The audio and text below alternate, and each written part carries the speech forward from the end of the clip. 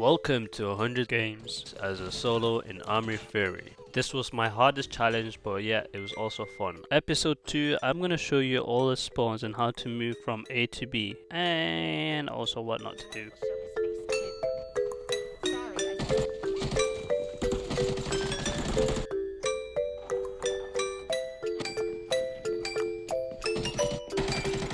Before we move on to the video, I'd like to give a huge shout out to today's sponsor, Top Up Live. It's the best place to get arena breakout bonds and bundles at a discounted price, nearly half the in-game cost. Use my code CHILDS for an extra 12% off when you top up. They also have composite cases and support multiple games, so make sure to check them out using the link in my description.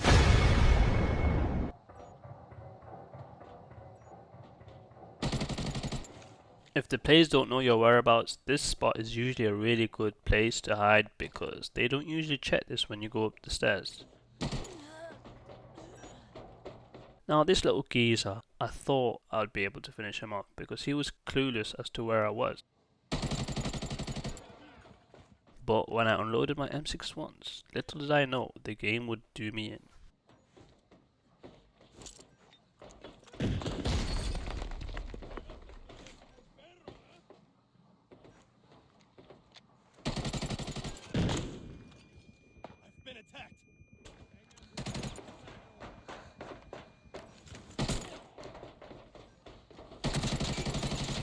This shows that RNG is more likely to happen when they have strong structural armor. I want to show you what I usually do when I get this spawn. When I come here, I usually run straight to the left side.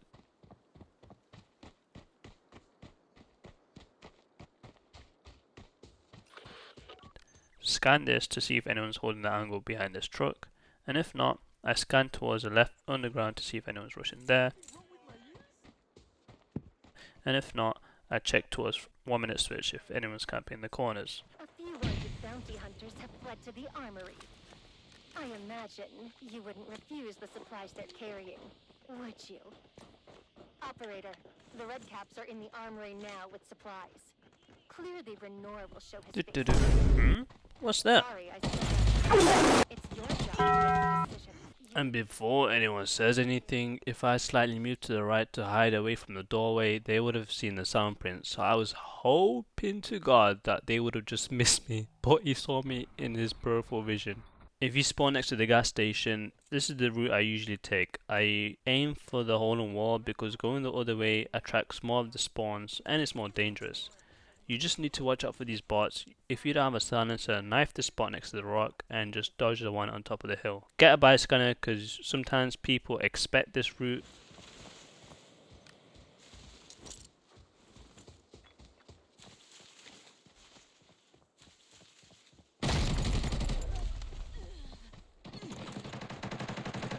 And the reason why I died was because I wasn't behind cover and he was next to a rock, so he did a sudden change of directional change.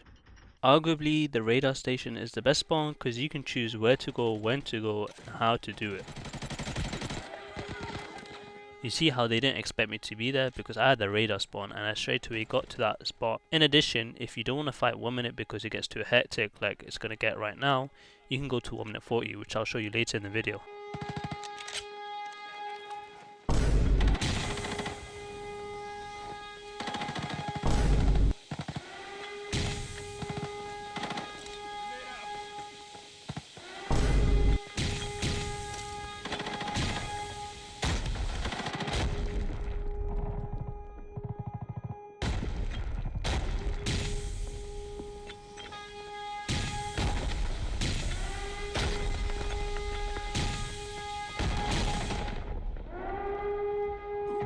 After seeing the first smoke, I should have just dipped, but I thought maybe that 1 in a million chance I probably could have clutched it. Oh well.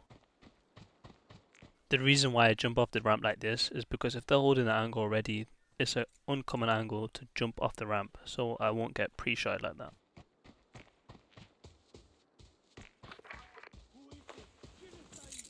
Operator, the red caps are in the armory now with... Depending which way they come from, there's different spots to wait for the enemy. You see how I'm waiting here, and in the previous clip I was waiting downstairs in the room. Always act accordingly to what the situation is.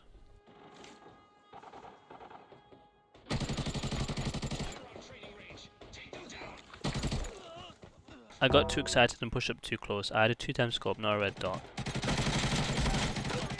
Personally, this is my favourite spawn. The reason why, as a solo, you can take two different ways depending on how your aim feels on the day. Since I'm feeling a bit rusty, I'm going to go through the left, up the stairs and into that room. I can wait for 1 minute and then go in straight after with my bicycle up. Except the problem here was I didn't have my bicycle up, and this guy probably knows my tactic. I'm going to show you now what not to do, because I got in there first but the other side was 10 seconds after me and I was greedy trying to go through the middle without clearing boss. Okay, I got my favourite spawn again. This time I'll do this properly and get inside without a hassle. Here is a 1v1 against a thermal. Well, I thought he was a thermal scope, but he was actually thermal vision goggles.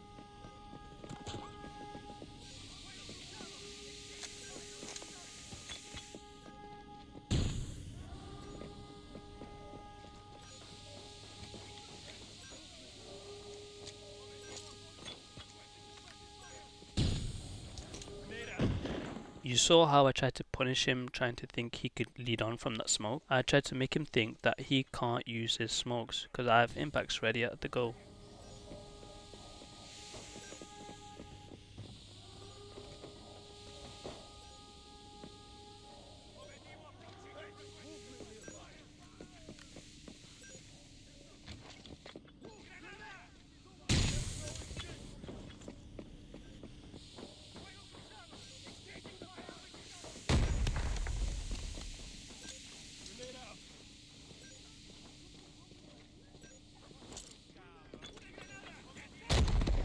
That's why Sankus are really important, because I could only manage to pull that nade off because I heard him healing.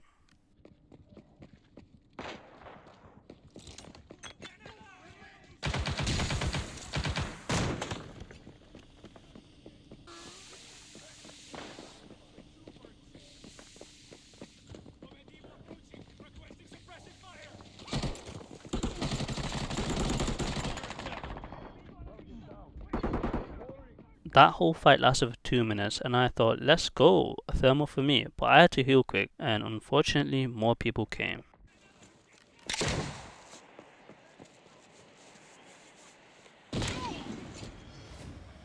Third parties always gets the juice. As a solo, this spawn, even as a team, this spawn is the worst spawn. The reason why is because if you spend too long, radars can snipe you, these people on top can kill you, and the gas station will flank you from behind. It's obviously the worst spawn, and everyone will agree. So how to deal with it as a solo? You need to take your time. Move to rock, checking each angle. First, you need to identify if there's people spawning in front of you. A byscanner will be very helpful, or you can use your eyes to wait for them to drop. But sometimes they will be camping on top, like here. There's a byscanner scanned him on the left. Don't always assume that it's just one. The byscanner picked him up, but that's because he's being more aggressive.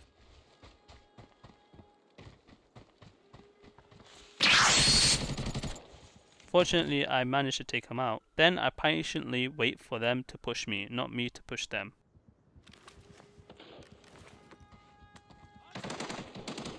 I hear someone in field hospital, that's not a good sign, so I need to back off. Go to a position where I'm covered from both angles.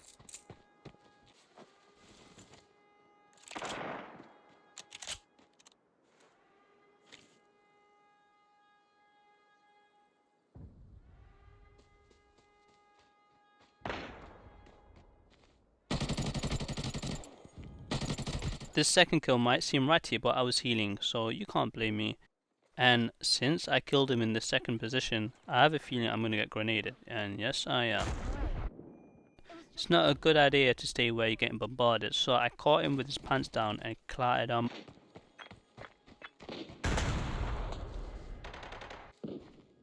This is probably the last person from their team. I think it was just a trio. Anyways, I stunned him just to make sure my bicycle is not messing up.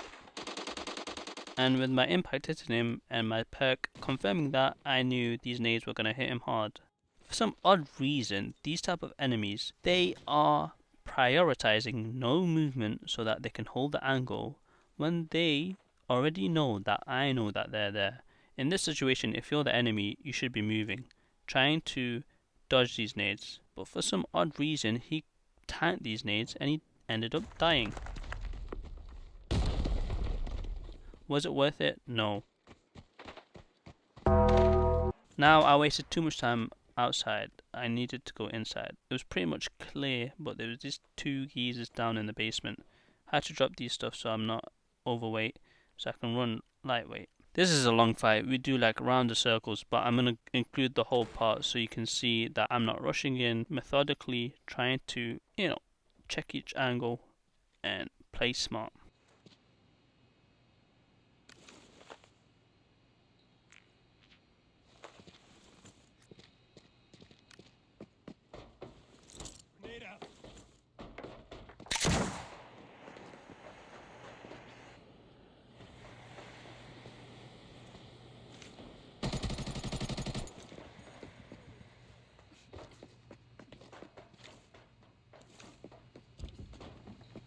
Swapping max.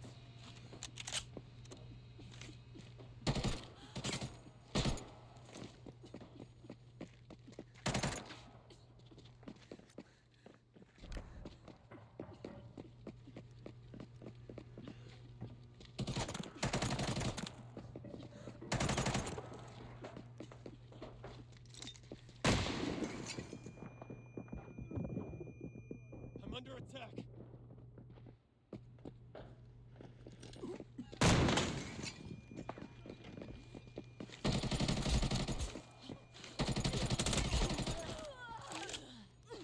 Wow, so that's 2 kills inside and 3 kills outside, maybe? Anyways, I looted the kills outside and I looted the kills inside. It took me a while. I managed to not go MIA this time. And yeah, I think there's only like 2 reds. I found that bag and blah blah blah, you'd get bored. Oh, 6 kills, never mind. There's always some cheeky little buggers waiting around this spot for you to come in 1 minute through the second spawn. It's your job to make the decisions.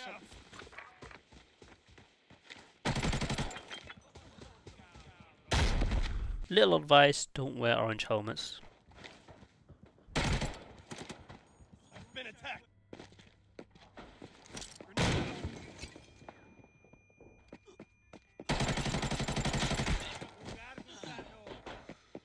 Swapping max.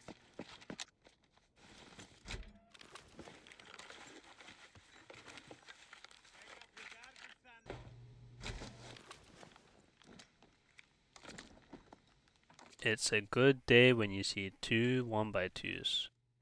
Keep in mind, I left the door behind me open. That was a big mistake, because I was distracted with these lot, and this is what happened.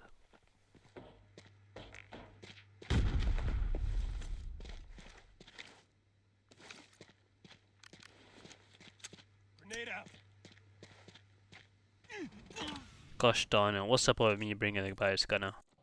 When you get the closest spawn to 1 minute 40 and you know people are chasing behind you, this is a very good spot to hold, because when you hold here, they don't expect you to be holding the close angles.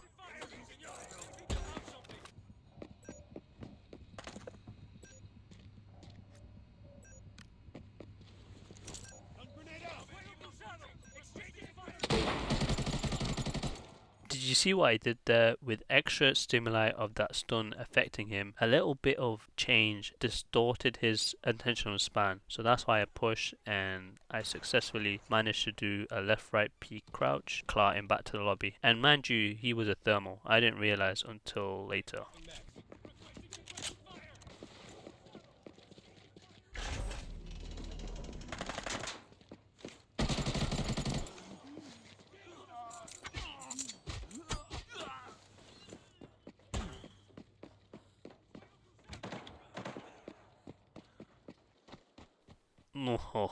Oh, you see those crawl marks? This guy crawled all the way towards the middle, thinking he would get safe. No way, Jose.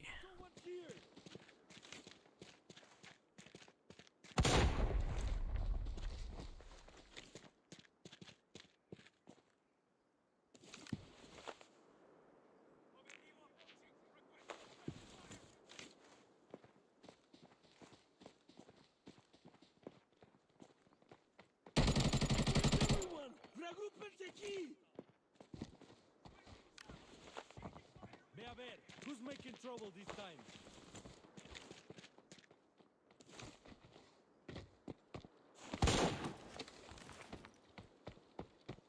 Now this bit got a bit confusing. I was checking if he was thermal because his gear wasn't loading up, and I realized that this thermal who was crawling, he had one teammate left. Now I hear another step, so it must be another team, but I don't know which one I killed was his last teammate or was in the other team. I felt, okay, let's just send it, which was a big mistake.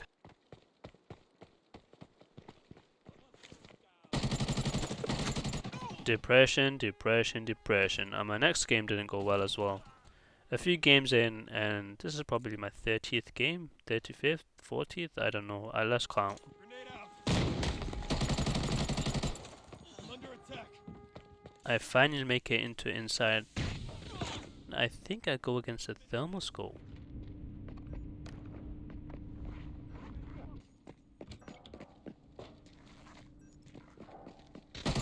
This is like a Ferrari peak. Listen to me guys, if you want to do these type of pushes where you play aggressive and out from a door frame, you got to peek wide. The reason why is because if you stop and peek close to the door, it's an angle that he's already holding, so he doesn't need to move his crosshair that much. But if you run out wide and fast, and then you do a left lean and then a right lean or the opposite, it's gonna work.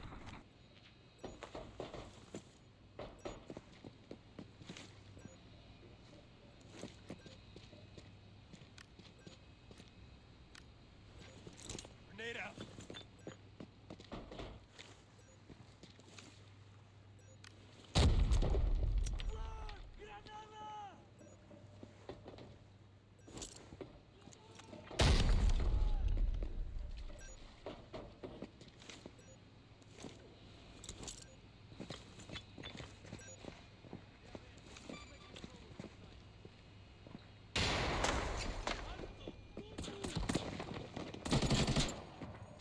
This guy tanked so many nades. He must have had that grenade perk.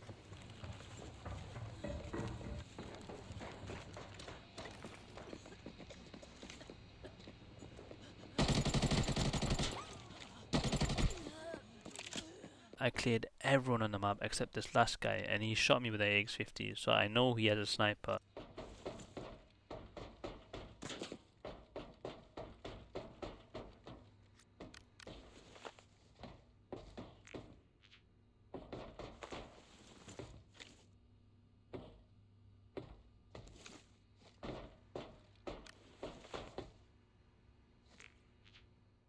There was one person behind me and I underestimated the sniper, so I smoked it off thinking, surely he is not thermal, right? Surely.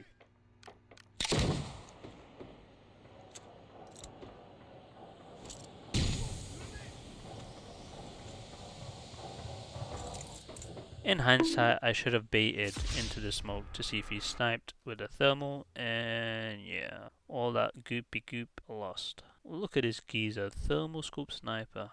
Who would have thought it?